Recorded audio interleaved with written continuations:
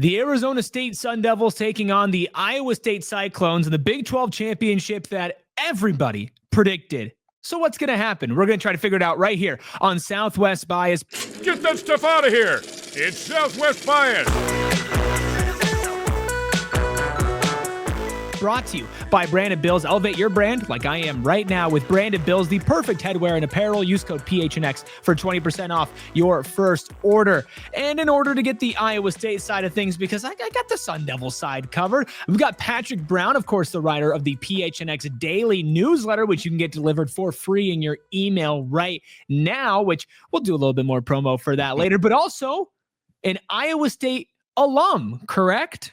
That's correct. Proud ISU alum. I'm in the middle of a crisis of conscience right now, Eric. This is having fallen in love with the Sun Devils this season, doing all the writing for the newsletter.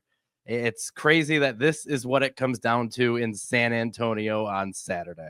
Well, it certainly wasn't a matchup that a lot of people expected. Iowa State, to be fair, was definitely in the dark horse to win the Big 12 category. Definitely one of the contenders, picked to finish 6th in the conference by the media at the start of the season.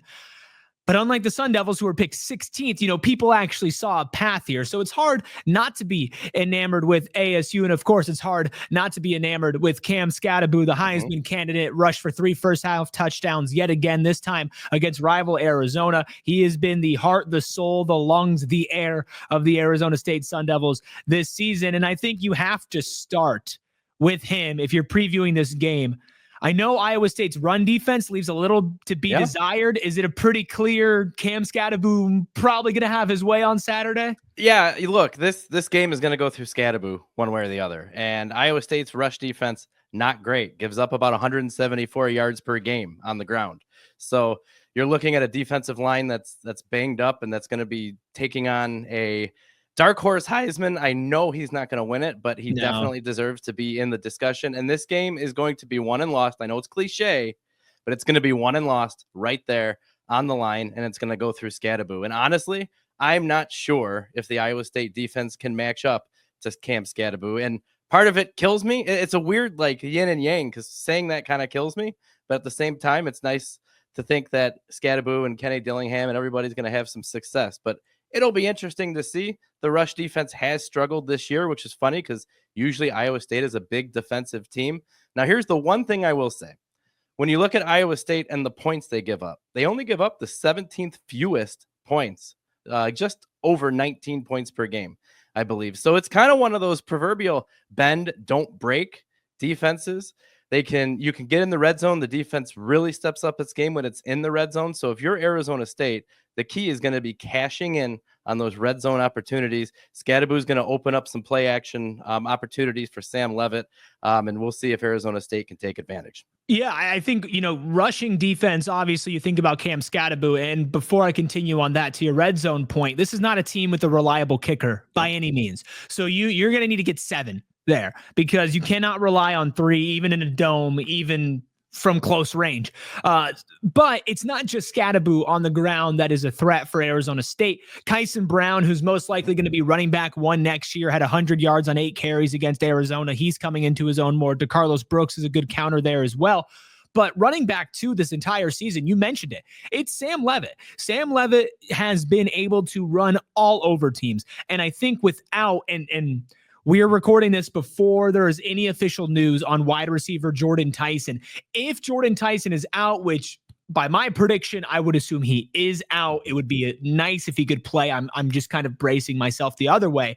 You're going to need Leavitt and you're going to need Skattebo to step up. And I think on the ground, you could be looking at a near 100-yard rushing game from Sam Leavitt just by taking merely the opportunities handed to him based off the gravity of Cam Skattebo.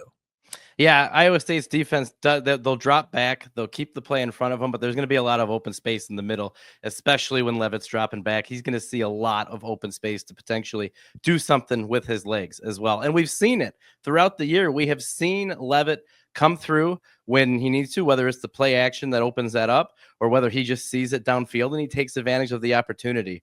But you're definitely going to see Leavitt probably take advantage of that as well.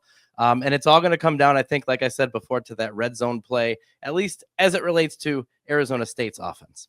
Yeah, and when you mentioned about, bend don't break for Iowa State, I think that it's very important to know that, especially without a Jordan Tyson, presumably, or definitely not a healthy Jordan Tyson if he plays, which I mean, you're looking at, he was in a sling, collarbone, shoulder, elbow, something there, which is very important.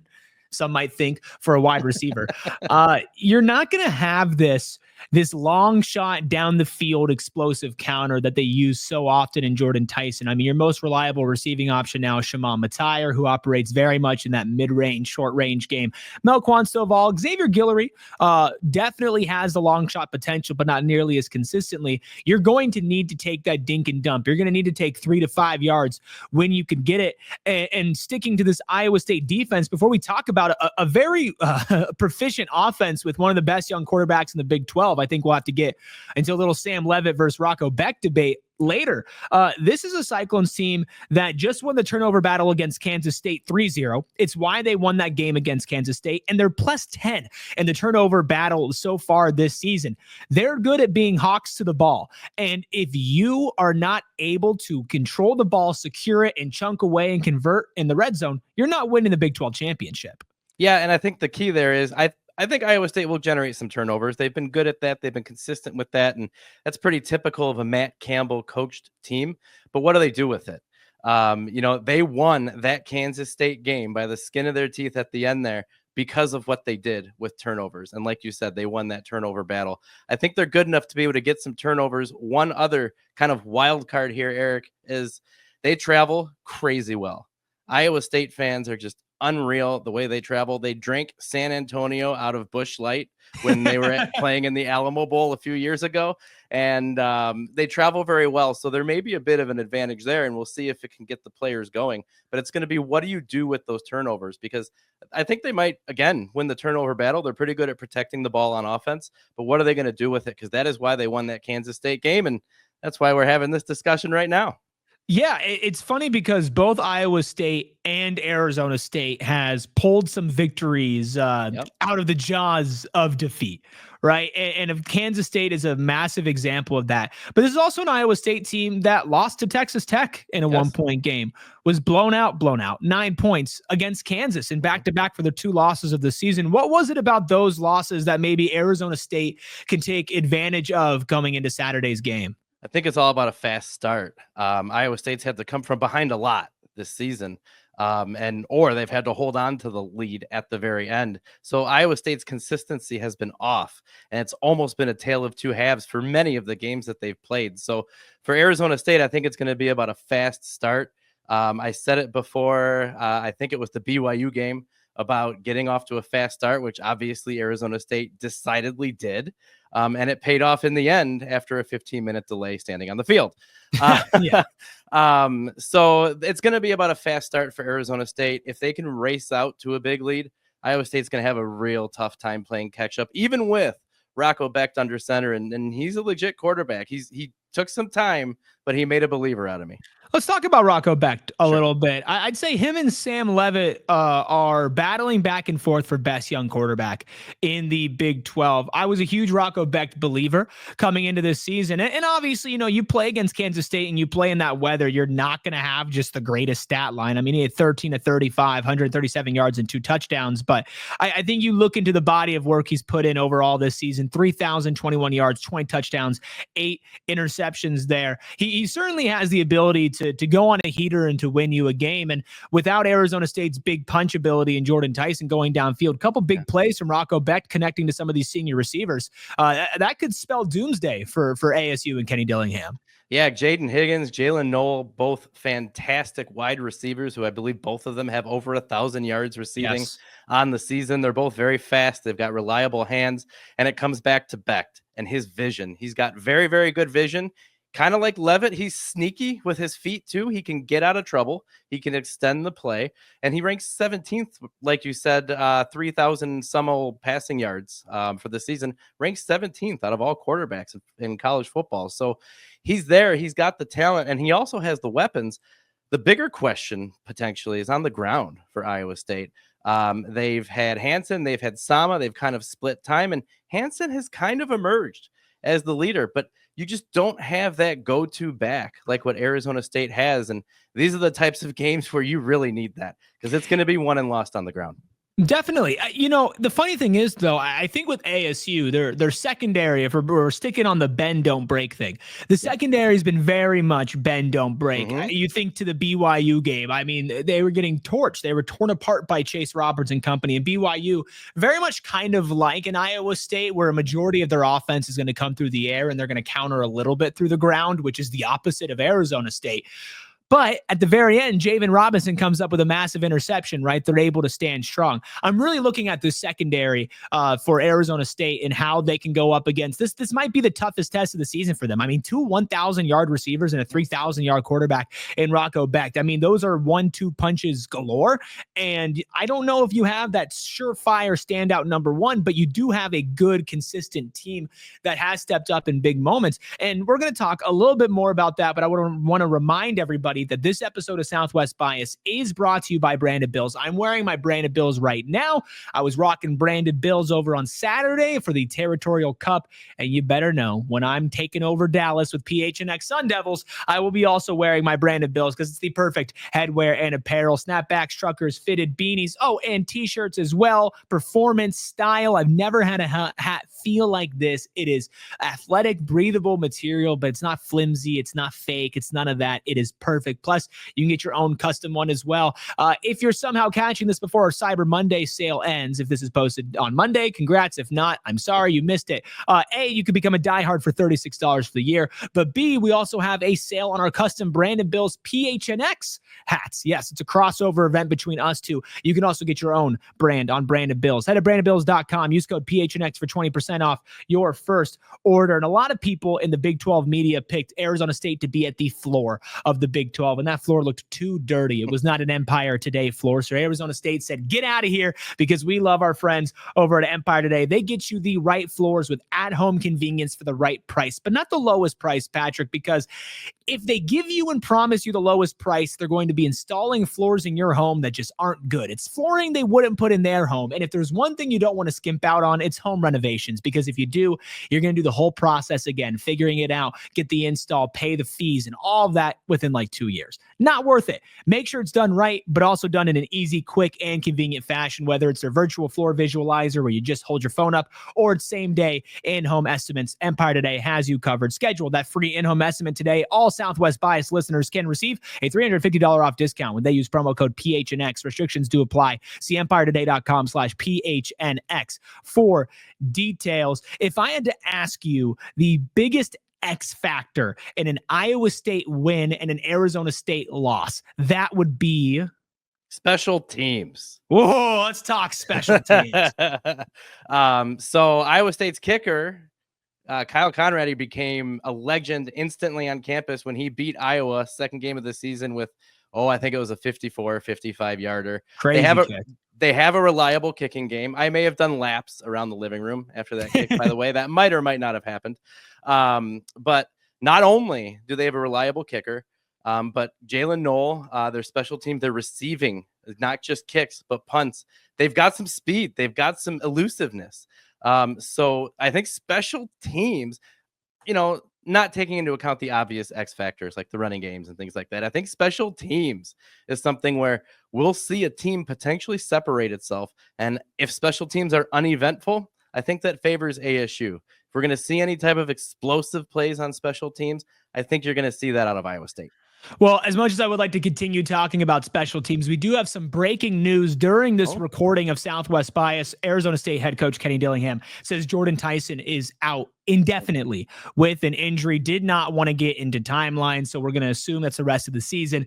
Best case scenario, if they make it later in the season, maybe later in the year, they're playing on New Year's Eve, New Year's Day, maybe. But I would say I'm going to assume he's done. He's out. Massive hit for Arizona State. Massive, Patrick.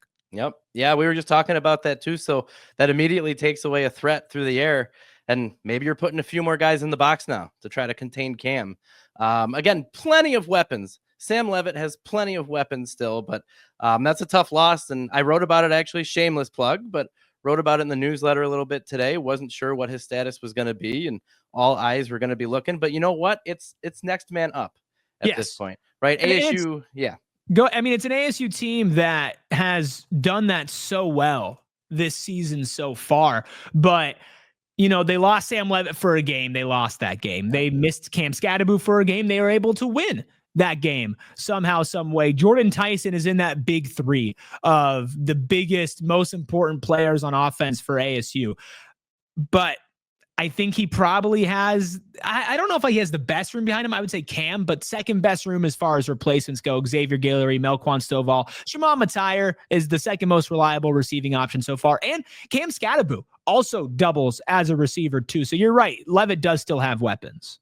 Yeah, absolutely. So it's going to be interesting to see does that change Iowa State's game plan on defense? They've always been a strong defensive team. But again, now maybe you can focus on number 4 just a little bit more. Maybe you can cheat up just a little bit more to try to make a difference in on that ground game and contain Skattebo. I don't think Iowa State's going to be able to contain him. It pains me to say that as an ISU alum. Kind of makes me smile to say that, as having fallen in love with ASU this year. I don't think ISU is going to be able to contain Skattebo, but they may have just gotten a little bit of advantage. Well, they did, in fact, just get a little bit of advantage with that news, because that's one less weapon they have to worry about. I mean, it's been one of the best wide receivers in college football, especially in the last 6 games, 7 games. He's really come into his own. Again, Patrick mentioned he wrote about it in his newsletter. If you're not signed up right now, go phnx.com/newsletter, delivered into your email feed. And I'll tell you what, man. There are other quote unquote newsletters that people pass along. The word I like to use, Patrick, is those are just amalgamations of links. You give real insight, original writing, and then links back to other work about PHNX that emphasizes that. No other place in the Valley is doing that. Go phnx.com/newsletter. Last thing, Patrick, coaching. Kane Dillingham, Matt Campbell, who has the advantage? Matt Campbell's got a whole lot of experience. They obviously played Oklahoma in the Big 12 championship game a few years ago, so he's got that title game experience. It's going to be about controlling emotions and surviving those emotions early on in the game. And Kenny's a pretty emotional guy. Not that Matt Campbell doesn't get fired up, but I think a lot of eyes are going to be on Kenny to see how if he can contain that passion, which we all love. I love so much, but there's a time and a place for it. And I think it's going to come down to, is he able to contain that emotion? Because as Kenny goes, so go the Sun Devils. Matt Campbell has been there. He's been at Iowa State for a long time, despite them saying every year he's leaving for somewhere. And they've got that experience big time. They won the Fiesta Bowl just a few years ago over Oregon. And they've got that Big 12 championship game experience against Oklahoma. So I think there's no doubt Matt Campbell will have the guys ready to go. He will have the Cyclones in the right mindset, ready to go. Can Kenny do the same as such a young coach in the NCAA? So it'll be interesting to see. I think from a coaching perspective, I hope Kenny's not watching. I give Matt Campbell the edge, just given his experience. But Eric, doesn't that fall right into what we've been saying about ASU all season? There's a doubt, and then they go and they prove you wrong. And Kenny is more than capable. I'm just kind of relying on Matt Campbell's experience at this point. Yeah, I think if you just look at the resumes and you look at experience, there is no comparing just because of the sheer amount of time Matt Campbell has been around. But the question is, does that time matter right here, right now? Well, we're going to continue to get ready for it on PHNX Sun Devils. We're going to be live so much this week. We're still going to be covering basketball for you as well, but of course, a football show every single day. PHNX Sun Devils will be boots on the ground in Dallas. We'll be doing a post-game show from studios out in DLLS. We will have a pregame show for you as well. Plus, that Sunday afterwards, college football playoff selection day. We are also going to have a show for you then. So make sure you are tapped in right here on PHNX Sports. Hit that subscribe button, turn notifications on so you know exactly when we are going live. And of course, it's not just Sun Devils that we're covering, all your pro and major sports. Cardinals, Diamondbacks, Suns, Wildcats. We do Mercury, Rising, whatever you need. We got it all right here on PHNX Sports. Once again, hit that subscribe button. Make sure you're hitting that like button if you're around here as well. Really helps support everybody. Make sure you check out Patrick. I don't know your socials off the top of my head. Is it at P Brown Hockey? I feel like P Brown Hockey. Good call. Yeah. I debated going back and forth. I said, you know what? I've been married to that moniker. So I do all sports now, but we're sticking with P Brown Hockey across the board on all the socials. There you go. Make sure you follow Patrick again, phnx.com. Go phnx.com/newsletter. I get it delivered in my email every morning. Nice, easy, perfect little morning read, especially if you're missing newspapers about now. All right. We will be back for another edition of Southwest Bias. I might be here. I might tap in somebody to help out, considering I will be in Dallas. But we appreciate you, Patrick, and we will continue to preview the Sun Devils maybe later this week for another edition of Southwest Bias. Thanks, Eric. Safe travels to you. Can't wait to see your coverage. I know it's going to be unreal, and I appreciate the opportunity to talk about the Cyclones a little bit. Thank you. Get that stuff out of here. It's Southwest Bias.